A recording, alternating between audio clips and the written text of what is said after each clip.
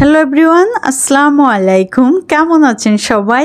আলহামদুলিল্লাহ, আল্লাহর অসীম রহমতে এবং আপনাদের দোয়া ও ভালোবাসায় আমি খুবই ভালো আছি। তো আজকে আপনাদের জন্য নিয়ে আসছে মাদ্রাজি ফিশ কারি। দেখতে যতটা সুন্দর, খেতে কিন্তু ততটাই ইয়াম্মি।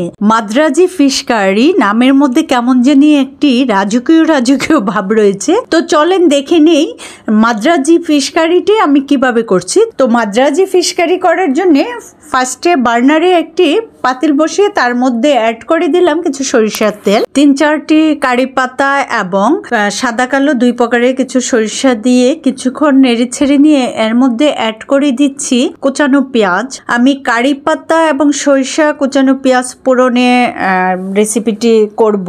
আর কারি পাতার একটা সুন্দর স্মেল রয়েছে। কারি পাতা দিয়ে আপনি ডাল পোড়ন দেন বা যে কোনো মাছে পোড়ন দিয়ে যদি আপনি করেন, সুন্দর একটি ফ্লেভার আসবে। কারি পাতাটা অ্যাড করা হয় শুধু ফ্লেভারের জন্যেই। তো আমি সব কিছু গোল্ডেন ব্রাউন কালার করে ভেজে নিব, নিয়ে এর মধ্যে স্পাইসেসগুলি অ্যাড করে দিব।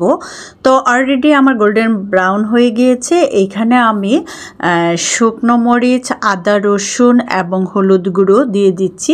আমি শুকনো মরিচ আদা রসুনের পেস্ট খাই, তাই আমি পেস্ট দিয়েছি। আপনার ইচ্ছে করলে গুঁড়োটা দিতে পারেন।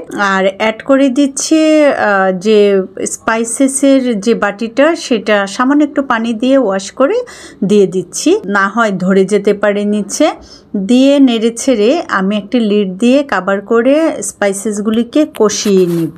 আর বরাবরের মতো এবারও বলছি, স্পাইসেস কষানোর মধ্যেই 50% স্বাদ নির্ভর করে যে কোনো রেসিপির। কাজেই হচ্ছে আপনি রেসিপির আসল স্বাদ পেতে হলে স্পাইসেসগুলিকে ভালো করে নেড়ে ছেড়ে কষিয়ে নেবেন। তো আমার কষানো হয়ে গেলে এর মধ্যে আমি অ্যাড করে দিচ্ছি কিছু লবণ। লবণটা তো স্বাদ অনুযায়ী দিবেন, কেউ হয়তো বেশি খায় কেউ কম খায়। তো লবণটা দিয়ে আবারও কিছুক্ষণ নেড়ে ছেড়ে আমি কষিয়ে নিচ্ছি।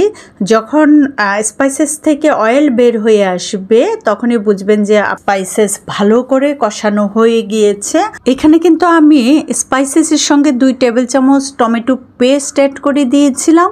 সেটা কোনো কারণে স্কিপ করে গিয়েছি ভিডিওটা, তাই আপনাদেরকে শেয়ার করতে পারিনি। তো এ পর্যায়ে আমি অ্যাড করে দিচ্ছি এই যে সুরমা মাছ, মেন উপকরণ মাদ্রাজি ফিশ কারির।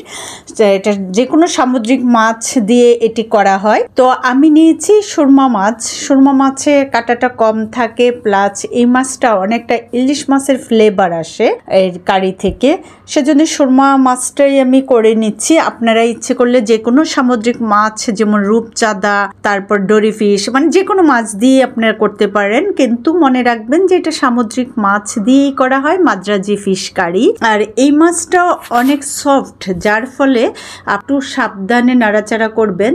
তো আমি কিছুক্ষণ নেড়ে ছেড়ে স্পাইসেসের সঙ্গে ভালো করে মিক্সড করে নিয়ে লিড দিয়ে কভার করে কিছুক্ষণ কষিয়ে নিচ্ছি। তো কষানোর পর হচ্ছে এই যে এখন কিন্তু সাবধানে নাড়াচাড়া করতে হবে, বেশি নাড়াচাড়া করা যাবে না, তাহলে ভেঙে যেতে পারে। তো আমি এখানে কিছুটা রুম টেম্পারেচারে থাকা পানি অ্যাড করে দিচ্ছি।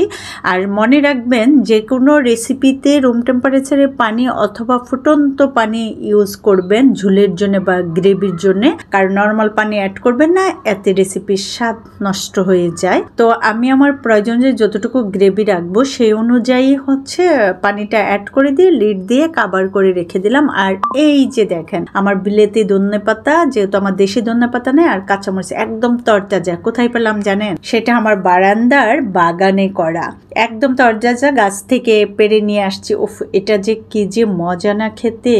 তো এর মধ্যে দেখেন আমার মাছে বলক চলে আসছে, অনেকটা কিন্তু রান্না হয়ে গেছে। এই ফিশ রান্না করতে বেশিক্ষণ সময় লাগে না, তার মধ্যে হচ্ছে মাদ্রাজি ফিশ কারি, তো আরও সময় লাগে না। এত সুস্বাদু খাবার এত কম সময় রান্না করা যায়, মানে চিন্তাই করা যায় না। তো এটা কিন্তু বেশি নাড়াচাড়া করব না ভেঙে যাওয়ার ভয়ে, তাই হচ্ছে পাতিলটা ধরে জাস্ট জাকিয়ে দিব। কিছুক্ষণ পর পর জাকিয়ে দিয়ে আমি কুক করে নিচ্ছি।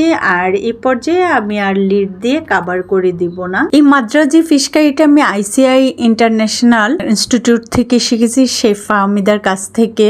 মানে এর আগে তো আমরা করেছি, কিন্তু এইখানে যেভাবে শিখায় আসলে আমরা সেভাবেই করিনি। এখানে তো অরিজিনাল মাদ্রাজি ফিশ কারিটা যেভাবে করে সেভাবেই কিন্তু ওনারা শিখিয়েছে, এবং এর টেস্টটা এত এত ভালো। এ পর্যায়ে আমি অ্যাড করে দিচ্ছি কিছু কোকোনাট মিল্ক। আর কোকোনাট মিল্কটা আপনার উপর ডিপেন্ড করবে আপনি কতটুকু দিবেন। আমি একটু বেশি দিচ্ছি কারণ আমার বাসায় কোকোনাট মিল্ক বা কোকোনাট দিয়ে রেসিপি খুব লাইক করে সবাই, সেজন্য একটু বেশি দিলাম। এই কোকোনাট মিল্ক দেওয়ার পরে আমি এই যে জাকিয়ে বাকি রান্নাটা শেষ করব। আর এই যে আমি এই কোকোনাট মিল্কটা দিয়েছি কোটাজাত, এটা 225 টাকা প্রায়। যে কোনো সুপার শপে আপনারা পেয়ে যাবেন, বিভিন্ন ব্র্যান্ডের রয়েছে, আপনি আপনার পছন্দ মতো ব্র্যান্ড নেবেন, কিন্তু ভালো ব্র্যান্ডের নিন। আর এখন অ্যাড করে দিয়েছি তেঁতুলের কার্ব। তেঁতুলের কার্বটা তেঁতুল পানিতে গুলিয়ে করে নেওয়া হয়। এখন তেঁতুল এবং সকল স্পাইসেসের মধ্যে ব্যালেন্স করার জন্যে 1 চামচ চিনি অ্যাড করে দিচ্ছি। এই চিনিটা সকল স্পাইসেসের মধ্যে ব্যালেন্স করার ধরুন মানে রেসিপির স্বাদটা অনেক বেড়ে যায় এবং খেতেও দারুণ লাগে। এ পর্যায়ে আপনারা ধনেপাতা কুচিটা অ্যাড করে দিবেন। আমি দিচ্ছি না যেহেতু আমার দেশি ধনেপাতা নাই, আর এই বিলেতি ধনেপাতাটা স্মেলটা নিতে পারে না, সেজন্যে। তো আমার রেসিপি ডান। আমি এখন একটি সার্ভিং ডিশে নিয়ে আপনাদেরকে ফাইনাল লুকসটা দেখাচ্ছি। দেখেন যে কতটা ইয়াম্মি এবং টেস্টি দেখাচ্ছে, মানে যেমন কালার সেই রকম কিন্তু স্বাদ। খুবই সুন্দর হয়েছে, কালারটা এত সুন্দর হয়েছে আমি নিজেই ফিদা হয়ে গেছি কালার দেখে। এবারও বলছি বরাবরের মতো, যে জিনিস দেখতে যতটা সুন্দর খেতে কিন্তু ততটাই ইয়াম্মি। এবং এত মজার একটি রেসিপি উপহার দেওয়ার জন্য শেফ ফাহমিদাকেও আমি থ্যাঙ্কস জানাচ্ছি। তো এই পর্যায়ে আমি আপনাদের কাছ থেকে বিদায় নিয়ে নিচ্ছি। আল্লাহ হাফেজ, বাই বাই, ভালো থাকবেন সবাই।